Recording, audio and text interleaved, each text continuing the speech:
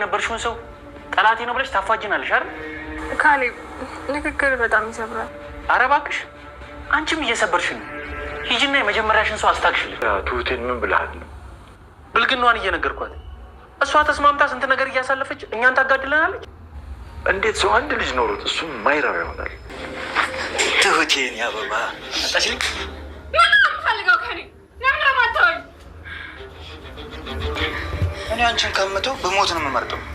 ስለዚህ ወይ ልሙት ወይ ደግሞ አንተ ሙት። ሁለታችንም አብረን እንኖራለን። እኔ ደግሞ በሞት ይቀለኛል።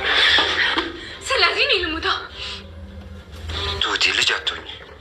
ልጅነቴን በላ፣ ወጣትነቴን ደግሞ ሳልማር እንድንከራተት አድርገህ ቤት የተትረፈረፈ ነገር እያለ ሰው ቤት ገረድ የሚል ስም ሰጠኝ። ከአእምሮ የማይጠፋ ጠባሳ ጣልክብኝ። ትሁት ልጅ እንዳላት ተደረሰባት፣ ታወቀባት። እሷም ለአባባ ተናገረች። ምን እንደሚፈጠር አብረን የምናይ ይሆናል። ተመስገን ዳንኤልን እና ካሌብን በእጅጉ እየተከታተለ እያስፈራራቸው ነው። ሰላም ሰላም፣ የጨጨ ቻናል ተከታታዮች ሰላማችሁ ባላችሁበት የዓለም ዳርቻ ሁሉ የበዛ ይሆንልኝ እያልኩ ለቻናሉ አዲስ የሆናችሁ ሰብስክራይብ በማድረግ ቤተሰብ ይሁኑ። ትሁት ድራማ ክፍል 63 አሁንም እንደቀጠለ ነው። እስከ ዝግጅቱ መጨረሻ ድረስ አብራችሁኑ ነው። ዳንኤል ተመስገን ስላስፈራራውና ባለቤት ግን አሳርፍልኝ ብሎ ስላስጠነቀቀው የተኮራረፋትን ኤደንን ለማግኘት እየፈጠነ ወደ ቤቷ ይሄዳል። ከዛም ደውሎ ቶሎ በይ ላግኝሽ ብሎ ነይ ካላተ በኋላ የሆነ ሰውዬ እያስፈራራኝ ነው፣ ችግር ውስጥ ነን ብሎ በመደንገጥና በመርበትበት ይነግራታል። ቆይ ምን ሰምተ ነው ሰውየው ማን ነው ትለዋለች። የሆነውን ሁሉ ስትነግረው ስለደበቀችውና ስለተፈጠረው ባለማወቁ እየተናደደ ይቆጣታል። ግን አሁንም ካሌብን ያገኘውና ሰወር ካለ ቦታ ከሚያስፈራ ቦታ ላይ አግኝቶ አንተ ለምን ትከታተለኛለህ እያለ ካሌብ ቢጠይቀውም የኔን የሆነ ነገር እስከያስክ ድረስ አልተውህም፣ ብታርፍ ይሻላል። ትሁት እኮ የልጅነቴ ክብሯንም ልጅነቷንም የሰጠችኝ ሴት ናት። ስለዚህ ብታርፍ ይሻላል። ቆይ ስለማን ነው የምታወራው ብሎ ካሌብ ተደናግጦ ወንድ እንደማታቅ ስለሰማ በዛ ነገር ተናዶ ይጠይቀዋል። ያልኩህ ገብቷል፣ ብታርፍ ይሻላል፣ ሁለተኛ ላስጠነቅቅህ አልመጣም በማለት ወገቡን ትከሻውን ቸብ ሲያደርገው ካሌብ በጣም ጉዳት ያደርስብኛል ብሎ ፈርቶ እየተጨነቀ እንመለከተዋለን። ተመስገንም ባለበት ጥሎት ይሄዳል። ካሌብ እየተናደደ በሰማውና ተመስገን የእውነትም የውሸትም ሰክስኮ በነገረው ነገር ተናዶ ወደ ቤት ይመጣል። ያን ጊዜ ትሁትን ያገኛታል። እሱም ተቆጥቶ አምባ ላይ ገደል አክሎ ይቀመጣል። በዛን ሰዓት ካሌብ ምን ሆናል ችግር አለ ብላ ተጠይቃለች ትሁት። ያን ጊዜ አስመሳይ ሰው በጣም ነው የምጠላው በማለት ይሰድባታል። ምን እያልክ ነው ካሌብ? ምንድነው ችግሩ እያለች በትህትና ብትጠይቀውም እሱ ግን እየተናደደ አዛ አንቺ ጉዳይ አለሽ፣ እዚህኛ ደግሞ እንታገላለን፣ ከልጅነትሽ ከሁሉ ነገርሽ ጋራ እዛ ጨርሰሽ መተሽ እዚህ መልካም ሰው መስለሽ ታስመስያለሽ እያለ እየተናገራት ነው። እሷ ደግሞ በሰማችው ዱብዳ ሆኖባት እየተናደደች ደጋግማ ብትጠይቀውም እዚህ እኛን ችግር ውስጥ ከተሻል፣ አንቺ ግን እንደፈለሽ በይ ወደ መጀመሪያሽ ወደዛ ሰው ተመለሽ፣ እኛን ችግር ውስጥ አታስገቢን እያለ ለከት በሌለው ስድቡ እየሰደባት እሷ ደግሞ ሁሉን ታግሳ ከሰማች በኋላ እያለቀሰች ወጥታ ሄደች። አባባ ግን ንግግራቸውን እንደጨረሱ ይደርሳል። የተፈጠረውንም እየጠየቀ ነው። አባባም የሆነውን ስጠይቀው ካሌብ አንድ ባንድ ሊያስቀናው እንደሞከረና የሱ እንደሆነች ትሁት መልካም ሰው መስላ እንዳታለለችው ይናገራል። አባባም እጅግ ተበሳጭቶ አንተ ከትግሉ አለህበት እንዴ? ስለ ትናንቷ ምን አገባህ? አንድ ልጅ ወልዶ እሱም እንዴት ሳይባረክለት ይቀራል እያለ ሙልጭ አድርጎ ካሌብን ይሰድበዋል። ካሌብም እኔ ምን አጠፋው? ተጋደሉ ነው ወይ? እዛው እሷ ጉዳይ ያላት ሚስጥር አላት፣ እዛ ደግሞ እዚያ መታ ጉዳት ልታደርስብን ነበር እያለ ይናገራል። ያን ጊዜ አንተ ታገልኩ ልትል ነው ወይ በማለት ጭቃ ንግግርህን ለጥፈባት ነው የሚሆነው እያለ አባባ ካሌብን ይሰድበዋል። እና ተጋደሉ ነው ወይ የምትለው ይለዋል። ለመሆኑ አንተ ቁጣና ምክር መች ትለይና እያለ ካሌብ ቁም ነገር እንደሌለውና እንዳላበው እንደፈራ ጭምር በደንብ አድርጎ ይነግረዋል። ያን ጊዜ ቴና ስትመጣ ሀሳቡ ተቋረጠ። ትሁት ግን ተናዳ ስልክ ደውላ ተመስገንን የት ነህ ትለዋለች። እሱም ትሁቴ ደወልሽልኝ እኮ ብሎ ትሁት ስለደወለችለት የደስታ ስሜት ያሰማል። ያን ጊዜ አትቀባጥር የት ነህ ያለኸው ብላ ትጠይቀዋለች። ቤቴ ብሎ ይነግራታል። ወደ ቤትም እየገሰገሰች ደረሰች።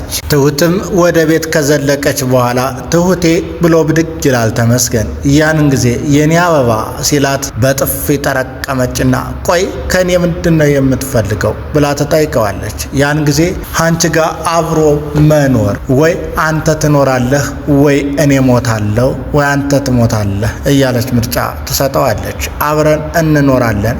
አንተ እኮ ልጅነቴን አበባዬን የነጠቀኝ ሰው ነህ። ጥቁር ጠባሳ እየጣልክብኝ ሰው ነህ። ሁሉ ነገርህ እኔ ጋር ስቃይ ሆኗል። ከቤቴ የተትረፈረፈ ነገር ሞልቶኝ እንድሰደድና ሰው ቤት እንድኖር ፈርደህብኛል። ገረድም እንድባል አድርገኸኛል። ካንተ ምን ያገኘውታል እያለች ትወቅሰዋለች። ልክስሽ ዝግጁ ነኝ ይላታል። እኔ መሞት ነው የምመርጠው ብላ ከመሬት የተቀመጠውን ቢላዋ ወደ እጇ ወደ ጅማቷን ለመቁረጥና ደም እንዲፈሳት ለማድረግ እያሰበች ታስጠጋዋል። ያን ጊዜ በዚህ የደነገጠውና ተገርሞ ያያት ተመስገን ሁኔታዋን እያየ ደንግጦ ቁሞ ባለበት ቢላዋውን ስለቷ ወደሱ ሲዞር ሲያየው ምንጥቅ አድርጎ ከችግሩ አተረፋት። እሷ ግን እያለቀሰችና እየተንሰቀሰቀች የደረሰባትን ሁሉ ትነግረዋለች። እሱ ግን ምንም አልመሰለውም። እንደሚወዳትና ሊያጣት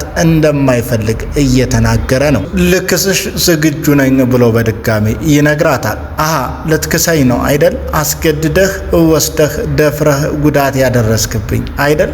አግተኸኝ ያኖርከኝ የዛን ጊዜው ተረሳህ እንዴ እያለች እየመለሰች ነው። ይሄ ስለተሰማ ነው አይደል የደበረሽ ብሎ እሱም መልሶ ይጠይቃታል። ይኸው ና አንቀ ግደለኝ፣ ከዚህ በላይ መሞት ነው፣ ሌላ ምን ይፈጠራል እያለች ጉርቧን አንቃ ታሳየዋለች። ምንም ማድረግ አልፈልግም፣ ምንም እንድትወኝ አልፈልግም እያለች አረ ለዛ ነዋ እያለች ጥላው ወጥታ ተበሳጭታ እያለቀሰች ትሄዳለች። ቲናን ወደ ቤት ስትመጣም ካሌብ እዚህ አሁንም አለሽ እዚህ ቤት አልወጣሽም እያለ ካሌብ ጠይቃል። አባባ የተበሳጨው ካሌብን የተናደደበት አባባ አንተ እዚህ ቤት የማባረር ምን ስልጣን አለ ብሎ በልሁን ይወጣበታል። እንዴ ቤቱስ የኔ ጭምር አይደል እንዴ ብሎ ለአባባ መልስ ይሰጠዋል። አባባም አረ ደሞም ያንተ ጭምር አደረከው ከየት ያመጣው ብሎ ተናዶ ጥሎት ይሄዳል።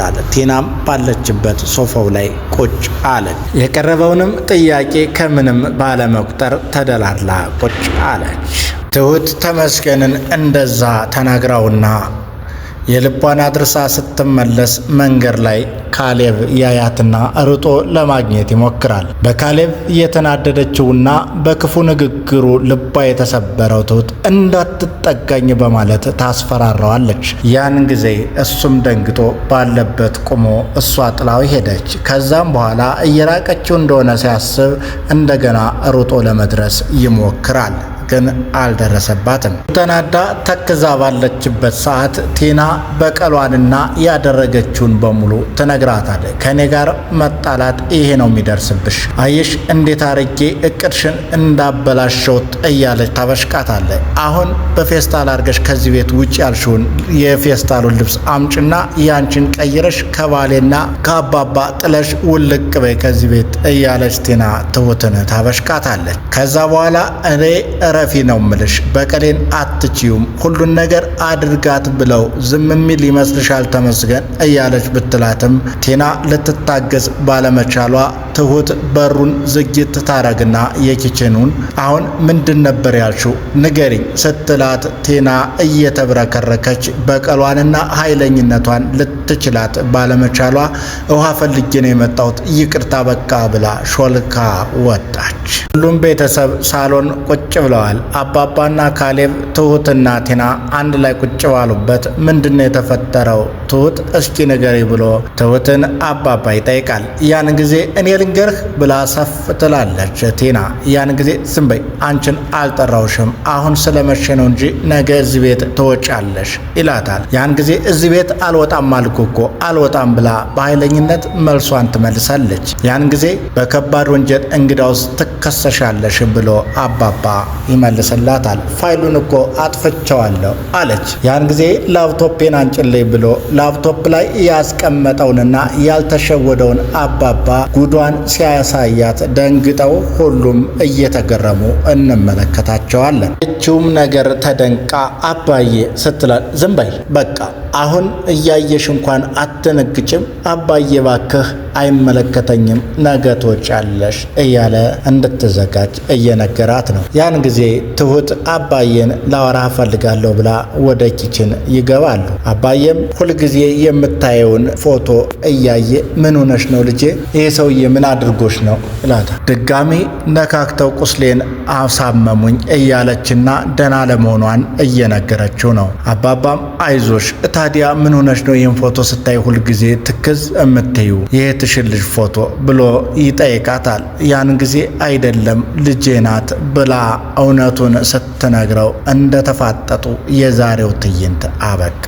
ሰላም ሰላም የጨጨሆ ቻናል ተከታታዮች ሰላማችሁ ባላችሁበት የዓለም ዳርቻ ሁሉ የበዛ ይሁንልኝ እያልኩ ለቻናሉ አዲስ የሆናችሁ ሰብስክራይብ በማድረግ ቤተሰብ ይሁኑ። እናመሰግናለን። ጨጨሆ ዩቲዩብ